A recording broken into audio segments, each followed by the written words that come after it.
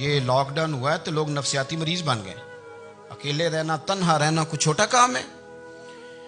حضرت خبیب اکیلے، اور مکے کا دور اور چاروں جانب کافر، اور چوک میں جب پھانسی پہ لٹکایا جانے لگا تو ابو سفیان بولے اور بول کے کہنے لگے یار بندہ کوئی کام کر کے بڑا پچھتاتا بھی ہے کہ یار نتیجہ کیا نکلا؟ تو معاذ اللہ آپ کا بھی نتیجہ تو پھانسی ہے، تو آپ کا کیا خیال ہے؟ یہ آپ یقین کریں کہ لوگ صحیح ساتھ چلتے ہیں، تھوڑی سی دشواری اٹھانی پڑ جائے تو کہتے ہیں میں گھر ہی ٹھیک تھا، پر انہی پتھروں پہ چل کے اگر آ سکو تو آؤ. میرے گھر کے راستے میں کوئی کہکشاں نہیں ہے. لوگ نا میٹھا میٹھا کھانا چاہتے ہیں، تھوڑا کڑوا آ جائے تو مصیبت بن جاتی ہے. کہتے ہیں سارے فلانے سے پیار کریں گے تو میں کروں گا، سارے مخالفت بھی کریں گے تو ہم انشاءاللہ پیار ہی کریں گے. یہ کیا بات ہوئی کہ ہم زمانے کا رنگ دیکھ کے چلیں گے؟ اب بعض لوگ پچھتا رہے ہوتے ہیں. حضرت خبیب سے کہا، ابو سفیان نے ابھی کلمہ نہیں پڑھتے تھے، کہنے لگے تو اس وقت پھانسی پہ لٹک رہا ہے اور تیرے نبی مدینے میں اور آرام میں، اور ان کے صحابہ آرام میں، اہل بیت گھر میں. تیرے ذہن میں اگر اس وقت یہ بات ہو کہ اس وقت تیری جگہ پہ وہ ہوتے معاذ اللہ، تو پھر کیا ہوتا؟ مجمع غیروں کا، علاقہ غیروں کا. یہ ٹائم آیا تھا اب نعرہ رسالت لگانے کا. اب ٹائم آیا حضرت خبیب نے نعرہ رسالت لگانا ہے، پر لگانا کس طرح ہے کہ کافر یاد رکھیں. حضرت خبیب سے کہنے لگے اگر تیری جگہ حضور ہوتے تو پھر تیرا کیا خیال ہے معاذ اللہ؟ تو حضرت خبیب کہنے لگے تم ابھی بھی نہیں سمجھے؟ ٹھیک ہے میں مکے میں اکیلا ہوں، سارے لوگ مدینے میں ہیں، پر میں پچھتا نہیں رہا، میں تو فخر کر رہا ہوں.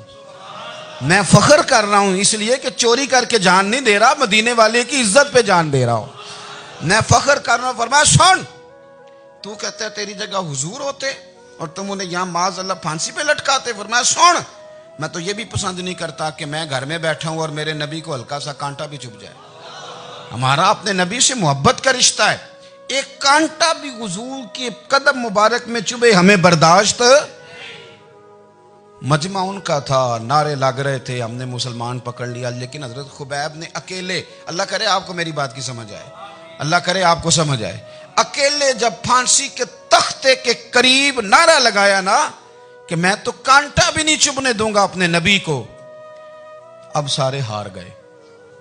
اب اس ایک جملے نے نا ان کو شکست خوردہ کر دیا. اب بول کچھ نہیں سکتے تھے، گردنیں جھک گئیں. اور جب سناٹا چھایا تو ابو سفیان ساتھ والے سے کہنے لگا باقی ساری باتیں اپنی جگہ پر ہیں، پر اصحاب محمد سے پیار تو بڑا ہی کرتے ہیں نا. اور وہ کچا رنگ للاری والا جیڑا چڑھدا تے لیندا رہندا، اے عشق تیرے دا رنگ محمد چڑھ جائے پھر نہیں لیندا. کہا یار پیار تو یہ کرتے ہیں نا، اس میں کوئی شک والی بات؟ اس پیار سے کافر ڈرتا ہے. نبی پاک کے ساتھ جذباتی وابستگی، حضور کے ساتھ غلاموں کا جذباتی رشتہ، اور نبی پاک صلی اللہ تعالی علیہ وسلم کی آمد پر تشکر کے جذبات. امام رازی نے لکھا ہے کہ حضرت موسیٰ کلیم اللہ علیہ السلام نے تورات کی تختیوں کے اندر ایک امت کا ذکر پڑھا کہ جو امت گناہ کا ارادہ کرے گی تو گناہ لکھا نہیں جائے گا جب تک کر نہ لے، اور نیکی کا ارادہ کرے گی تو رب ان کی نیکی لکھ دے گا، اور جب وہ کر لے گی تو اللہ 10 گنا اجر عطا کرے گا. اور وہ ایسی امت ہوگی کہ جن کے چہرے قیامت کے دن نور کی طرح چمکیں گے، اور وہ امت ہوگی جن کی اللہ تعالیٰ زمین ساری پاک فرما دے گا، جہاں نماز پڑھیں گے نماز ہو جائے گی. یہ تذکرے پڑھ کے تو حضرت موسیٰ کلیم عرض کرنے لگے اللہ یہ امت میری بنا دے. تو رب کریم نے فرمایا کہ موسیٰ نہیں، یہ تو میرے محبوب کی امت ہے. فرمایا یہ تو میرے نبی پاک کی امت، حضور کی امت. اللہ اکبر. حضرت موسیٰ معمولی آدمی نہیں، وہ جلیل القدر پیغمبر ہیں جن کا قرآن کے ہر سپارے میں تذکرہ ہے، کہیں واضح طور پہ کہیں اشارتاً، ہر پارے میں. اور حضرت موسیٰ اللہ کے وہ نبی ہیں جو رب سے ڈائریکٹ باتیں کریں کوہ طور. کہا اے موسیٰ یہ امت تو میرے نبی کی ہے. تو حضرت موسیٰ علیہ السلام عرض کرتے ہیں، امام رازی نے لکھا ہے، کہتے ہیں اے اللہ پھر مجھے اپنی نبی کی امت میں شامل کر. او یار ہمیں لوگ کہتے ہیں میلاد نہ مناؤ.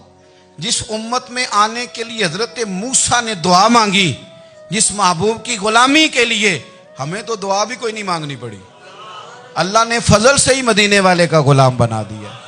تو ہم حضور کے تذکرے نہ کریں، ہم تشکر نہ کریں، ہم نبی پاک صلی اللہ تعالی وسلم کی نعت نہ پڑھیں, ہم حضور کے آنے پر جشن کا اظہار نہ کریں. ہر وہ جائز طریقہ جس سے اظہار خوشی ہو سکے وہ میلاد پہ کرنا چاہیے, اور اس کے لیے اسباب بنانے چاہیے. امت کا ایک جذباتی انداز ہونا چاہیے نبی پاک کے ساتھ, ایک وارفتگی, ایک ذوق, ایک طبیعت کے اندر وجدان. نعرہ مطلب اس طرح نہ ہو کہ بس چل رہا ہے کام. میں نہیں ہوں قائل, میں کہتا ہوں پہلے تو کوئی لگائے نہ, اور پھر نعرہ جب لگتا تھا نا تو مسلمانوں کے یہاں نعرہ لگتا تھا تو بڑے بڑے لوگ کانپ جاتے تھے. صوفیاء نے لکھا ہے کہ حضرت عمر نے جب کلمہ پڑھا نا تو 39 بندے کلمہ پڑھتے تھے. تو نبی پاک نے رات کو دعا مانگی, اے اللہ عمر کو مسلمان کر کے اسلام کو عزت دے. حضرت عمر سویرے آ گئے, میں وہ تفصیل میں نہیں جاتا, بات لمبی. حضرت عمر جب آئے نا, اور انہوں نے آتے جب کہا نا کہ میں کلمہ پڑھنے آیا ہوں, تو حضور اتنے راضی ہوئے کہ نبی پاک نے کہا اللہ اکبر. تو صحابہ نے نعرے لگائے اللہ اکبر اللہ اکبر, یعنی 40 لوگ مسلمان ہوئے تو نعرے لگے. ہمارے صوفیاء کہتے ہیں حضرت عمر کے آنے پر جب نعرے لگے تو بتاؤ کہ وہ تو نعرہ تکبیر لگا, نعرہ رسالت کیوں نہیں لگا؟ تو کہتے ہیں گویا ہمیں حضور نے یہ سمجھایا ہے, حضور کے اشاروں نے سمجھایا ہے کہ میں اب اپنے نعرے خود تو نہیں نہ لگاؤں گا, میں نے تو اللہ اکبر کہہ دیا, عمر آ گیا ہے, میرے نعرے لگاتا رہے گا. اب نعرے لگیں گے. حضرت عمر نے پہلے دن ہی کہا کہ حضور آپ سچے رسول ہیں تو چھپ چھپ کے نماز کیوں پڑھیں. شروع ہو گئے نعرے, حضور آپ سچے ہیں تو چھپ چھپ کے نماز کا کیا معنی ہو؟ تو حضور نے فرمایا تیرا کیا ارادہ ہے؟ کہ حضور سارے نہیں, ایک میں, ایک امیر حمزہ, ایک لائن کے آگے وہ لگ جائے, ایک کے آگے میں لگ جاؤں, اور باقی مسلمان جتنے ہیں کل 40 تھے, پیچھے 18 19 بچیں گے, تو ایک لائن میں وہ ہو جائیں, ایک میں آگے, ایک میں امیر حمزہ ہو, ایک میں ہوں, تو دیکھ لیتے ہیں یہ ہمیں نماز کیسے نہیں پڑھنے دیتے. ہاں دیکھ لیتے ہیں. آئے نا میدان میں, ادھر آ ستمگر ہنر آزمائیں, تو تیر آزما ہم جگر آزمائیں, اور غلامان محمد جان دینے سے نہیں ڈرتے, یہ سر کٹ جائے یہاں رہ جائے کچھ پرواہ نہیں کرتے. فرمایا ابھی پتہ چل جاتا ہے نا, ایک لائن میں حضرت امیر حمزہ ہو گئے, ایک میں حضرت عمر ہو گئے. پہلے یہ مارتے تھے جو حرم شریف میں مسلمانوں کے طریقے پہ نماز پڑھتا تھا, یہ جلوسوں کی بڑی برکت ہے. اندر بیٹھے رہے نا چپ کر کے, نکل جائیں تو پتہ کچھ بھی نہیں چلتا. جب نکلتے ہیں نا لوگ کہتے ہیں جلوس کیا معنی ہے, تو میں بتاتا ہوں نا جلوس کا معنی کیا ہے. حضرت عمر نے باہر نکلے 2 لائنوں کا جلوس, لمبا بھی کوئی نہیں, بندے بھی 40, اور جناب فاروق اعظم باہر نکلے تو عمر کا نعرہ, عمر کا. حضرت عمر نے یوں کر کے آستینیں بازو کی چڑھا لی, اور اپنے گلے میں جو ان کے رومال تھا نا اس کو یوں سینے پہ باندھا, اور اس ہاتھ میں تلوار تھی تو یوں کر کے باہر لہرائی. کہنے لگے او مکے کے کافرو ادھر آؤ میرے سامنے. جس نے اپنی بیوی بیوہ کرانی ہو, جس نے بچے یتیم کرانے ہوں, وہ آئے میدان میں. مصطفیٰ کے غلام آج سڑکوں پہ نکل آئے میدان میں ہمارے سامنے ہمارا مقابلہ کرے. آئے نا میدان میں, ہم نکلے ہیں. اب ہم یہاں کعبے میں اعلانیہ نماز پڑھیں گے, ہم پڑھیں گے. طاقت ہے تو آؤ نا, ہمارا مقابلہ کرو, آؤ. کفر بذات خود بہت بڑا جھوٹ ہے, اور جھوٹ کے پیر بس 2 بندے نکلے تلواریں لے کے آگے. تو پھر حضرت عمر نے اعلانیہ نماز پڑھوائی خانہ کعبہ. تو میرے بھائی رسول اللہ صلی اللہ علیہ وسلم کے غلام تو جب نعرہ لگاتے تھے تو ہو ہی کمال جاتا تھا. پھر بریلی کے امام بولے, کہنے لگے پیش حق مجدہ شفاعت کا سناتے جائیں. حضور قیامت کے دن آگے نا, ہمارے آگے خوشخبری دیں گے, کہیں گے تم فکر نہ کرو, آ جاؤ میں تمہیں بخشواتا ہوں, میں تمہاری سفارش, آ جاؤ پیچھے. حضور نہ پیش حق مجدہ شفاعت کا سناتے جائیں گے. یقین کریں بریلی کے امام کو بھی بڑا ہی رنگ آتا ہے بیان کرنے کا.